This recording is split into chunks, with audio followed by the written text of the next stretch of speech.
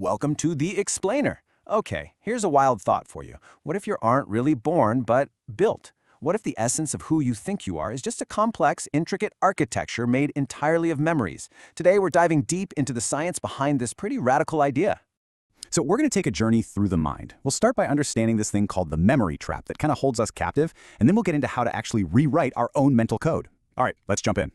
First things first, let's tackle the core issue, the memory trap. It's an unsettling idea that we are basically prisoners of our own past, right? We're bound by these recollections that shape our reality a lot of the time without us even realizing it. And this brings up a really profound question about who we are. I mean, think about it. If you could somehow strip away every memory, every single learned belief, every conditioned reaction, what would actually be left of the person you call you? Anything? The source material puts this so bluntly. It's basically saying our identity isn't some fundamental truth. Nope, it's more like a program that gets installed over time through experience. This really clicks with what educational theorists like Jack Mezeroff called our frames of reference, the mental scaffolding that literally builds our reality. Okay, so if our reality is built from memory, it stands to reason that our suffering is too. But how does that actually work? Let's turn to cognitive science to really get under the hood and understand the psychological mechanics of pain. And here it is. This is the absolute core of our explainer. It's a way of framing things that bridges ancient wisdom with modern psychology. The big idea here is that our suffering isn't just random, it's not chaos. It's actually the predictable result of a system we can totally deconstruct and understand. So on the left, you see this concept of the pain body, this collection of old hurts that can just hijack our present moment. And on the right, that's the science. We're talking about conditioned emotional responses, the stuff Pavlov studied, where a simple trigger can unleash this whole cascade of negative feelings. It's also the stored trauma that Bessel van der Kolk wrote about, where the body literally keeps the score of past pain, and that influences every single reaction we have. And the work of neuroscientist Joseph Ledoux on emotional memory really explains why this pain body is so powerful. Think of it this way. You might not remember the specific details of falling off your bike as a kid, right? But that sudden jolt of fear can rush back when you just think about losing your balance. That's your emotional memory kicking in, hijacking your present with a feeling from the past. To really get how these powerful patterns get formed and how they run our lives, the source material suggests that our memory works in 3 totally distinct but interacting layers. So let's unpack these 3 layers of our memory systems. We'll start from what's right on the surface and go all the way down into the hidden depths where our oldest patterns are just hanging out. Okay, this first layer, the immediate, you can think of it like your mind's real-time operating system. It's constantly crunching a stream of data, making these split-second judgments about what to care about and what to ignore, and it's doing it all based on the programming from your past. Now the cupboard.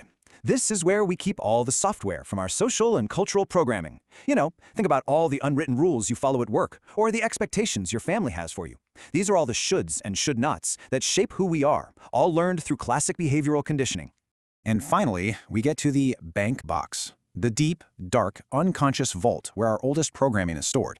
This is where you find those echoes from ancestors, maybe even transgenerational trauma that can shape our fears and desires in ways we might never consciously get. So, are we just destined to be puppets dancing on the strings of our past programming? No, absolutely not. It's time to learn how to rewrite the code. Here's the escape plan. The answer isn't about trying to erase the past. It's about changing your relationship to it. It's about shifting from being a character who's just reacting to the story of your memory to becoming the author who actually gets to write the next chapter. So there are 3 really practical steps we can take, and they're all grounded in solid psychological principles. These are the steps to start rewriting that internal code and taking back our own story. The very first step is to reframe your perspective. If you're in a relationship that feels stuck in a painful loop, change the script. For instance, by choosing to see a parent as a friend, you're actually doing what educator Jack Mezerow called transformative learning. You're actively reshaping your mental frameworks to create a whole new reality.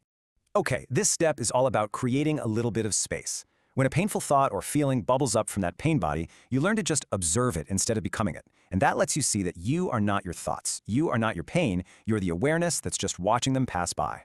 And this is where Daniel Kahneman's work on thinking fast and slow is so relevant.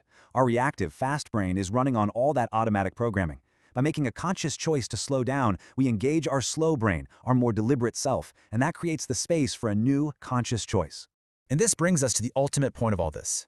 What does life actually look like when you're no longer a slave to the programming of your past? Let's go back to our central thesis for a second, because this is the key that unlocks everything. To master the machine of your own mind, you first have to understand how it works. You have to be able to see the gears of memory, conditioning, and emotion turning. This just illustrates the final crucial shift in perspective so perfectly. It's the difference between being an actor totally lost in the drama of a movie and becoming the audience member who's just watching it unfold on the screen, knowing that it isn't the ultimate reality. By understanding the science of the self, we actually gain the power to create a new one. The script isn't written for you anymore. The pen is in your hand. So, what are you going to write?